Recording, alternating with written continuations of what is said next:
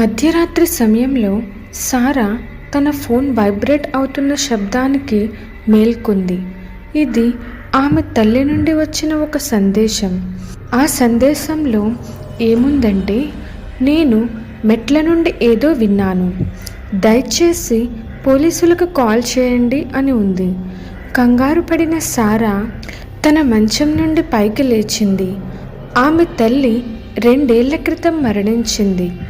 వణుకుతున్న ఆమె ఎలాగైనా పోలీసులకు ఫోన్ చేసింది.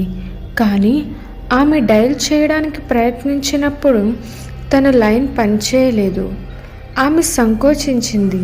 కానీ మెట్ల నుండి మందమైన అడుగుల చప్పుడు వినబడింది. డోర్ తెరుచుకోవడంతో ఆమె గుండె దడదడలాడింది. ఒక చల్లని గుసగుసతో, నేను తిరిగి వస్తానని చెప్పాను అని చెప్పింది. భయాందోళనకు గురైన ఆమె ముందు తలుపు దగ్గరకు పరిగెత్తింది. లోపలి నుండి తాళం వేసి ఉంది. నీడ దగ్గరికి వెళ్ళింది. అప్పుడు ఫోన్ మళ్ళీ మోగింది. ఈసారి ఇంకో కొత్త సందేశం వచ్చింది. మీ వెనుక చూడండి అని ఆ సందేశంలో ఉంది. ఆమె మెల్లగా తిరిగింది. అది ఆమె తల్లి అక్కడ నిలబడి నవ్వుతూ ఉంది. కానీ ఆమె కళ్ళు బోలుగా, రాత్రిలా నల్లగా ఉన్నాయి.